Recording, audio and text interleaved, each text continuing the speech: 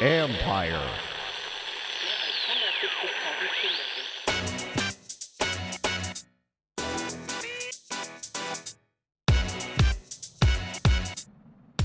We're going to learn a little bit about wine, courtesy of the NFL wine guy, Will Blackmon. That's right, a little off-the-field action and education, but it's another episode of the Football Jones podcast. What's up, everybody? It's Mike Jones. Read me at usatoday.com. Follow me on Twitter and Instagram at @ByMikeJones. Thanks for coming back for another episode. As I said, we're going to hang out with Will Blackmon today. I went to California last week for a story that I'm working on the former NFL defensive back's growing business that he started, NFL Wine Guy. A lot of you guys, if you're a Redskins fan, are probably familiar with Will Blackmon. He was a cornerback and a safety. He also played for the Packers, the Seahawks, the Giants, and the Redskins. And now he's retired, and wine is something that's always fascinated him, the business side of it. And so he's worked to educate himself on it, and now he's starting a business where he's a personal wine concierge for his former teammates. A lot of guys will hit him up and ask him, hey, what's a good wine? What should I buy? What should I try? And so he wanted to learn more about this. He's going to tell the story in our episode, and how he got started, how it works, and where he's going with this business. I always like off the field type of stories, whether it's a business, whether it's different ventures that guys do. And so this is a cool kind of look at an after football venture that Will Blackmon, one of the smartest guys I've ever covered, is undertaking. So here we go, out there in Santa Ana last week at a shop that he works at kind of part-time, works in conjunction with, called Wine Exchange. So here we are, me and Will Blackmon.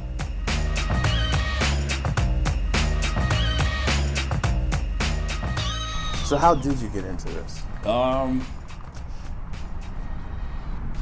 can I say this? Okay, so I always was interested in wine, and then in college, I remember my roommate Matthias Kiwanuka was also my teammate on the Giants. He always had this wine rack in the kitchen. Right. We were roommates together, and we just always enjoyed it. And then once I got drafted, I was fortunate to go to Green Bay and be with Charles Woodson, and I found out he had his own winery. So I remember every weekend or so he would. Are you good? You good? Excuse me, man. You good? Say what's up. Hey, what's up? How are you, man? Yeah, so every weekend he would take the DBs out, or he and I would go out and have a glass somewhere, or he'll bring his own wine, and so I learned a lot through him, and that's just something I always just enjoyed and always acquired, and I actually incorporated into studying for games. I had to set the mood when I studied for games. Yeah, so. Gotcha. So what kind of wine do you have to sip when you're studying for games? So usually, let me take you to a night before a game. Yes, I had wine night before a game. So I usually ate a big thing of pasta, spaghetti, sauce, all that stuff. So I usually get Italian wine, like Sangiovese or something like that. Yeah, red wine. Right. Yeah. Yeah. And then that just. It's usually red. Okay. It's usually red when I'm studying. How come? I don't know, because it's not as chilled, temperature wise. So it's at nighttime, kind of chill out, mellow out. I usually have white, depending if I'm pairing it with food or during the day if I want something refreshing. But it's usually red. Okay, gotcha. That's your go-to then. Yeah. What is it that you like about red better than white? I don't have a preference. Okay. I like all the above. And then I just started to want to know more and more about wine, and then I kind of was part of that wave that saw that documentary on Netflix called Somm. Actually, a good friend of mine, Jason Wise, produced it, and it's about 5 guys training to be master sommeliers. And I was like, damn, dude, there's way more to this than just getting a glass and drinking it. There's a whole education, there's history, there's everything about us. I wanted to know more.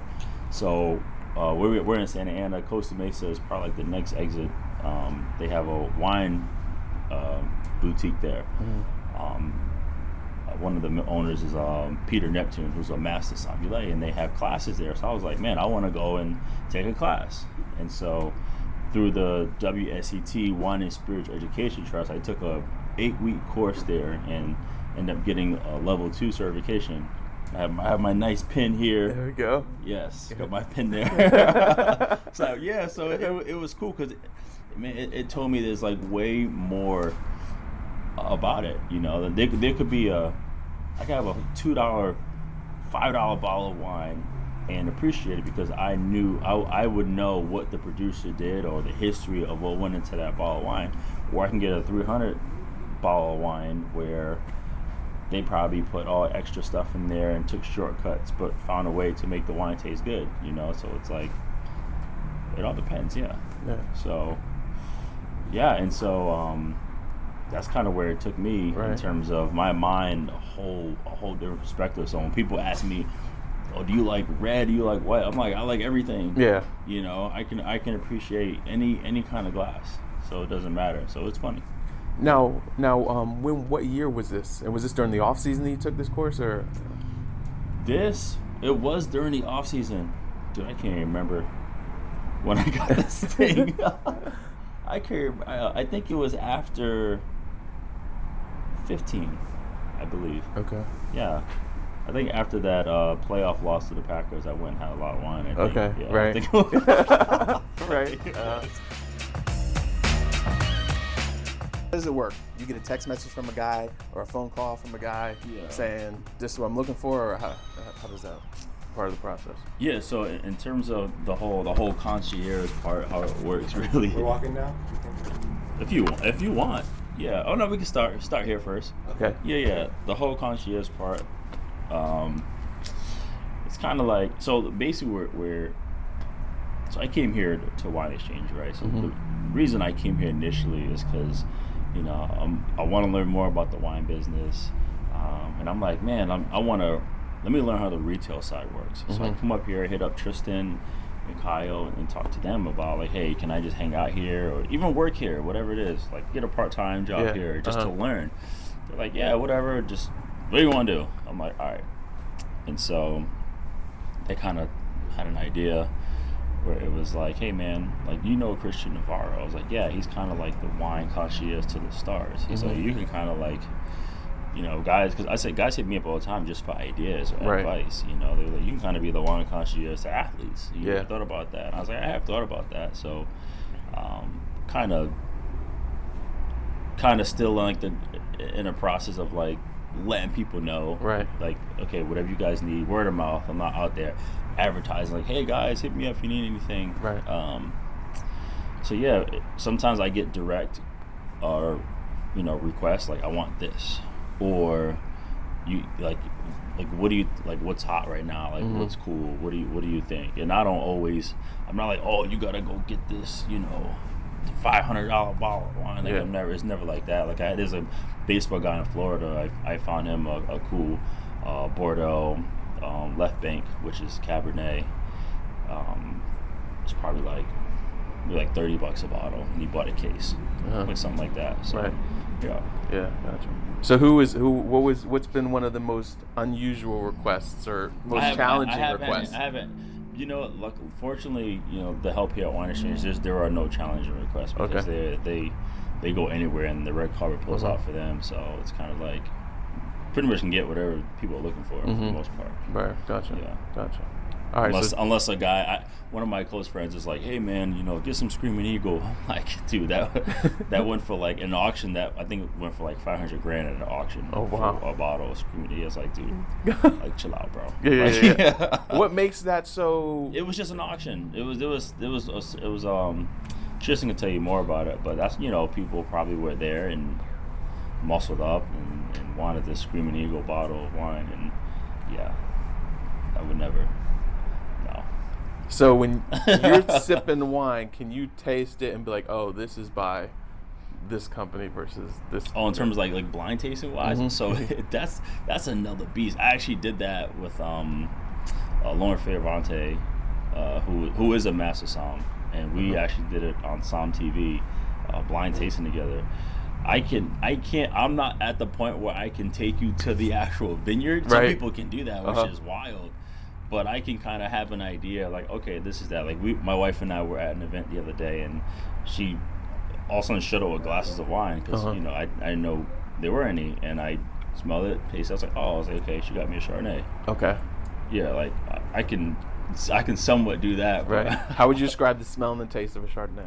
Okay, so I knew this one was from California. I knew this one she bought me was from California because it's warmer climate there, so you can only imagine, like, this produces a little more sugar, a little more flavor. They use oak out here, which you get the vanilla note, and also there's a process called malolactic fermentation, which is where you get the buttery taste.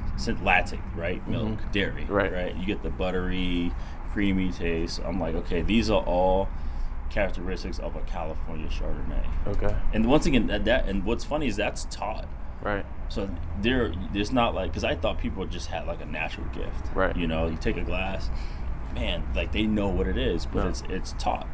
You know, you know, like, okay, this area produces this kind of wine, and these other characteristic notes from this type of wine. Gotcha. So there are people that study for years and years, and they're able to remember that whole grid and that process where, okay, these are all the characteristics, and they take me, boom, there. Right. Gotcha. You know, so give me a characteristic of like an Italian wine. Italian wine. Gosh, I'm not savvy on Italian wine. Okay, what about France? Straight up. So France is interesting because, you know, it's what I learned about France too. People are like, oh, I love a Bordeaux. It's like, okay, like what kind of Bordeaux? I just love Bordeaux wine. Well, there's 3 rivers, and there's the Gironde. I got get my pronunciation. I'll get that to you later. There's a river, and so there's a left bank of Bordeaux and there's a right bank of Bordeaux. Left bank of Bordeaux is Cabernet. Okay. The right bank is Merlot. Wow. Right. So so yeah, it's interesting.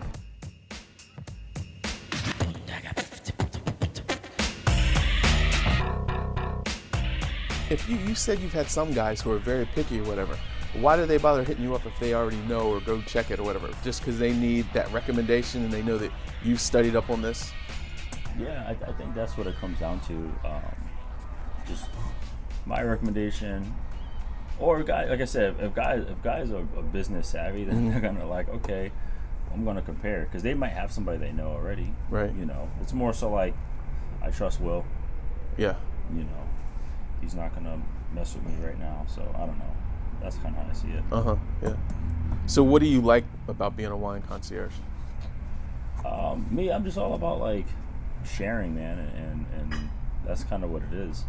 You know, that's kind of how I was, you know, playing football too. I love sharing information. I love sharing experiences. I loved, like I used to love Thursdays, you know, on the Redskins. I would have guys come by, we have film together. I just like sharing information. Or when I was in Jacksonville, we would have like Friday meetings, and Coach Dwayne Walker was like, okay, Will, like you always like find extra notes or tips, like what do you got for us today? Every Friday, what do you got for us today? And I get to stand up and say these are the things, and people look for that, you know. So even now, I still get calls from guys that want to go over stuff, or who trust my advice, or trust whatever I'm thinking, you know, without even advertising. I'm like, hey, you guys, call me because you need something. No, it's just, I don't know. I guess I feel trust. I like being trusted. Yeah. That's kind of what it comes down to. Right. I want to go back to the beginning when you said Charles Woodson, the wine had always kind of appealed to you. Why? Like some people will like a liquor or something, or a beer or whatever. Yeah. What was it about wine? You know, people always say an acquired taste, and that's just what it was. It was just acquired. It just, you know, like, I like whiskey too. You know, it's acquired. I like how it tastes. I like the experience. I like how it makes me feel. Like it was like that. So that's kind of how it was with wine too. And I love the fact that, you know, I love food. So wine and food is the perfect marriage.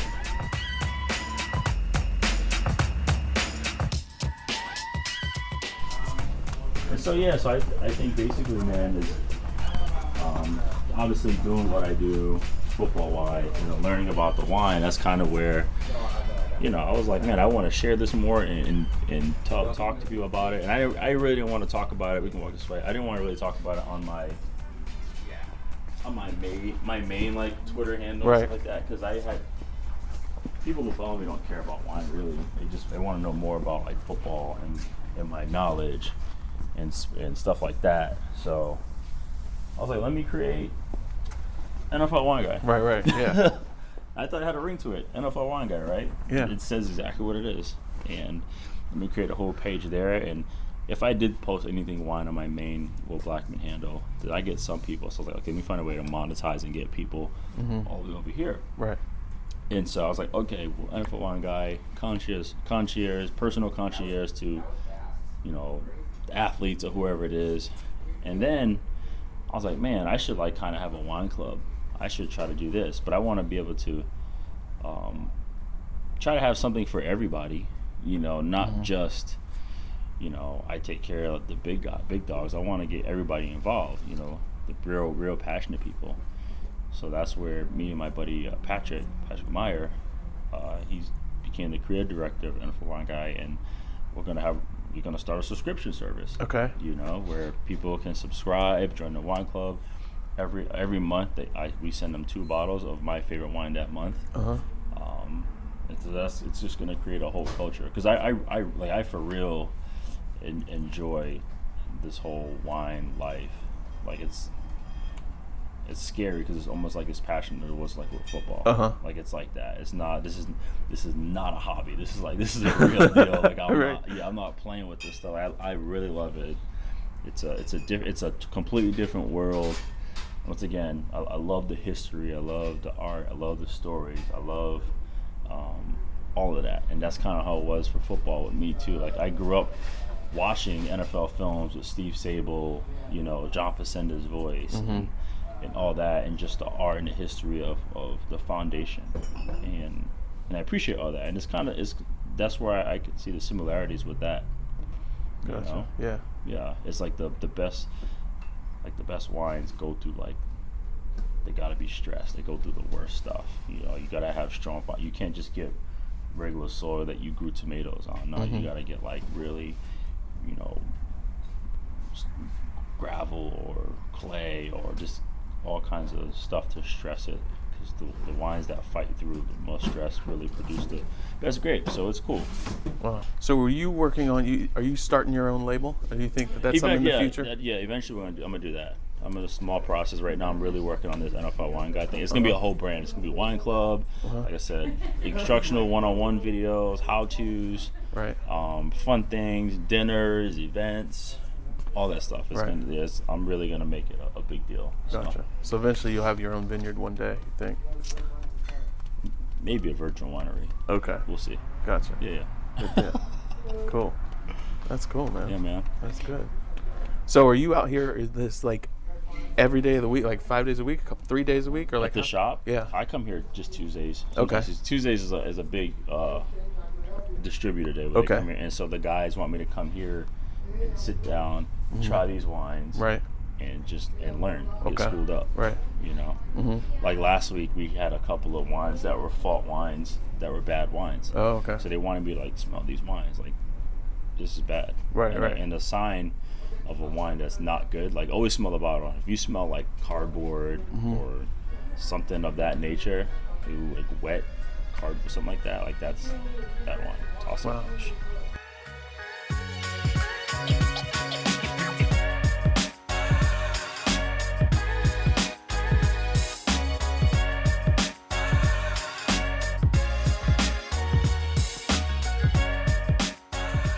Okay, so that was me and Will talking, and we wanted to, I got one of his mentors, Kyle Meyer, who is co-owner of Wine Exchange, just wanted to get his opinion on what he thought of Will as a growing wine expert and businessman. And so we hear from him to close off our visit there at Wine Exchange.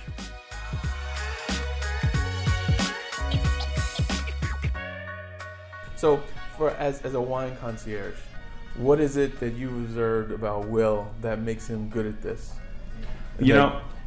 Wow, on the spot. Yep. No, but you know, I'd be like, what makes him a good defensive back? Now I'm going you as a wine concierge. But it's a pretty easy question to answer, because one of the first things you need in wine is you need passion. Okay. Just like with anything else.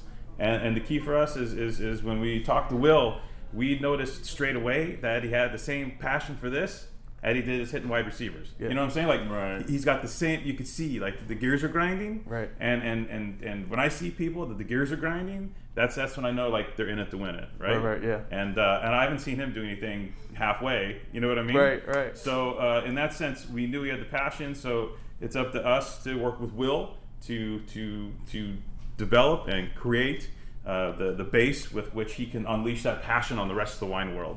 And that's what's too happening. nice. That's Too what's happening. nice. That's what's happening right now. So He says, "Come and get smarter." come get smarter. That's Yeah. what it is. Right. Yeah. Come drink 50 wines for breakfast and get smarter. Yeah. right. Yeah. No, And he just asks us a bunch of questions. Yeah, and everything, yeah. right? He's got to be a sponge, you know. Uh-huh, He's yeah. got to be a sponge. You know, just it's the same type of thing, and he already has that capability because of your previous career, Right. because of sitting down in sessions and sitting there going, okay, blah blah blah blah blah. You know, having Yeah. 40, 200 playbook, this stick in Yeah, front yeah. of you. You know, wine's kind of the same deal. It's absorbing, and it's just as much fun, maybe. It's a lot of fun. No, This doesn't hurt. It doesn't hurt, right? Yeah, it doesn't hurt. Maybe a little bit the No. next morning right? sometimes. Nah, it'd be all right. It's But- healing. It was my medicine. Yeah. So no, we think Will's a natural. So That's cool. We'll get him in through this room of wines as fast as we possibly can. So.